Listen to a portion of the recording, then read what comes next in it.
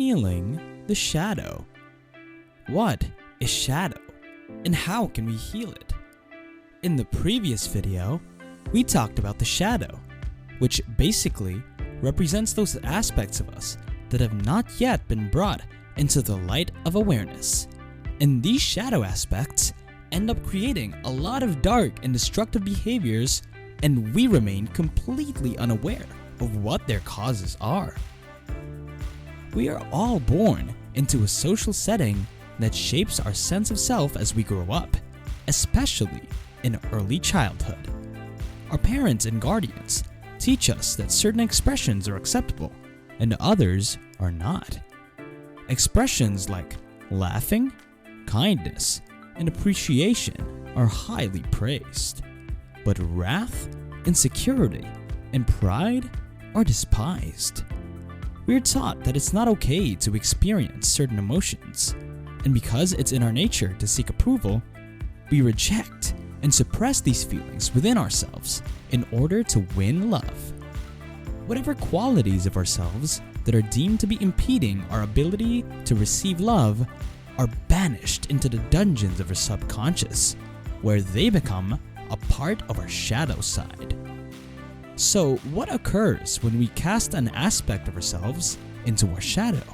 It becomes unconsciously projected outside of us, and we begin to condemn and despise others for the aspects of ourselves that we have rejected. It is a portion of the self that is no longer conscious because we assume we have effectively freed ourselves of it by hating and denying it. As a result, it becomes a negative core belief that determines how we see everything. Imagine someone wearing a pair of blue goggles and looking out and seeing a blue world. Someone might say to them, "Hey, you know that the world's not actually blue, right? You know that you're making it blue?" And the person might reply, "Are you insane? I'm not making the world blue because the world is actually blue. I'm just seeing what's actually there." Of course, he's never seeing what's actually there, but rather his own state of being, which is pasted onto everything he sees and feels. So for example, someone who has suppressed emotional trauma from childhood may look out and see a terribly dangerous world full of nasty people and believe that this is the reality. You may be wondering, why our minds do this to us? The subconscious mind is incredibly sophisticated, and projection is its primary defense mechanism against these rejected pieces of ourselves that we no longer want to be around.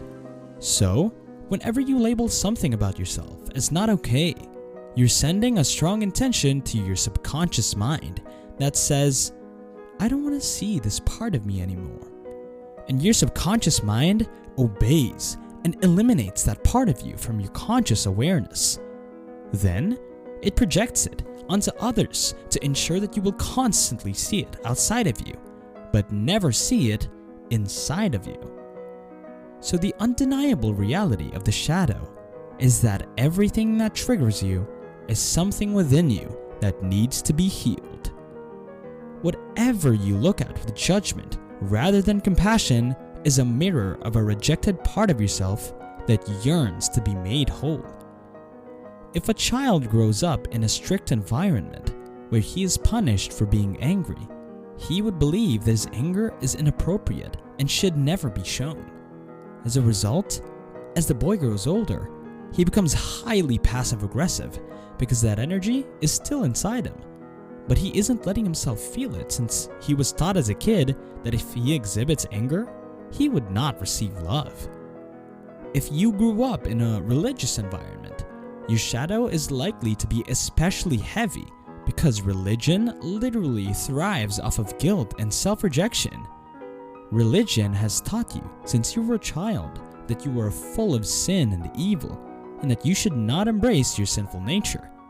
They'll tell you it's because God despises sin. Consider the type of shadow when a child grows up, feeling they are sinful.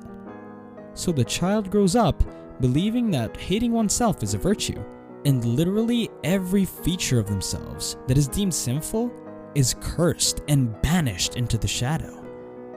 So healing our shadow is a process of deep internal exploration in which we seek within ourselves and locate those aspects of ourselves that we rejected a long time ago and offer them the love and acceptance they require to be changed into their highest expression.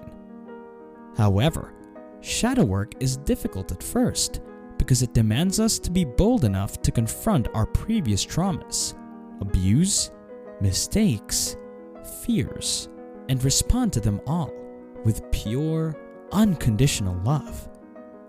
Now, sometimes you may not be at the place yet where you have access to being able to do this successfully, and that's perfectly fine.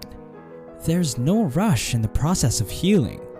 So, if there's something that's feeling too difficult to face, then that's probably just a sign that there are other layers of self-rejection that need to be addressed first. And you can sort of work your way up to the more difficult traumas of your past. So many individuals end up practicing shadow work for years and feeling like they've made little progress because they still believe their shadow is a damaged part of themselves that has to be fixed. Consider how we interact with our own children. If your child is crying, you know they just want you to take them up and love them just as they are. They don't want you to say, "Okay, I love you and I accept you. Can you please stop that drama already?" Unfortunately, that is precisely what we do to our own inner kid. So here's a solution. Allow yourself to feel everything. Feel your rage and fury without passing judgment. Don't claim it shouldn't happen or that feeling it is improper. With open arms, embrace your hatred and rage. Remember that rejecting something will not repair it. Forgiveness is an inescapable component of shadow work, and most individuals don't perceive progress because they're attempting to heal themselves while still hanging on to a grudge. You can't cure what you don't forgive. Forgiving oneself for being harmed is as important as forgiving the person who injured you. Most of the pain we experience from our abuse is the guilt we have for feeling what we feel. Love moves us outside of the world of duality, good versus evil, right versus wrong. Love doesn't use these labels, and because of that, love reorganizes your perception to see something as it truly is, not as you labeled it. Because your shadow is simply imprisoned energy, it must be sensed out of the body. It can't go any other way. So, without judgment, allow every part of yourself to express itself. Because love is the only healing force in the cosmos. Everything is here to be cherished. Love is the force that reorganizes mistaken perception and restores order to chaos and disorder. Healing your shadow is not about fixing yourself, since you are perfect as is. It all comes down to adjusting your view of yourself. Because the subconscious mind is timeless, the little child who was harmed is still occurring someplace inside of you, yearning to be loved and reconciled. They are expecting to be informed that they are not incorrect in their feelings and that nothing about them is damaged. The whole problem is our own judgment. So your healing merely consists in being able to recognize that there is nothing wrong with how you felt. True forgiveness and healing are found in just recognizing who you are. Being able to recognize that you are already flawless and full, that nothing is lacking, that your worth cannot be decreased, and that your innocence can never be taken. As a result, healing the shadow will most likely take some time, which is okay. Allow the process to unfold as it sees fit. However, it is useful to understand that all healing occurs from the dimension of eternity, which means that all healing is instantaneous. We only feel that healing takes time. But what really takes time is for us to reach the place where we are finally willing to surrender our need for judgment and vengeance. Healing comes when we reach the point where we are sincerely willing to sacrifice everything. So you don't have to undergo years and years of shadow work to heal yourself. When your arms are still bearing the heavy loads of guilt and judgment, you simply cannot receive the gift of healing. Guilt and forgiveness cannot coexist together. Otherwise, neither has any meaning. You must choose between the two. So healing does not take any time, but we take time to prepare ourselves to receive it. Here's a golden nugget for you. There are no wrong feelings or reactions. This is the essence of authentic spirituality. Everyone is here to be loved. The part of you that is arrogant, insecure, prejudiced, jealous, or furious, for example. Because pure love is unconditional, which means that it does not demand change in order to give itself.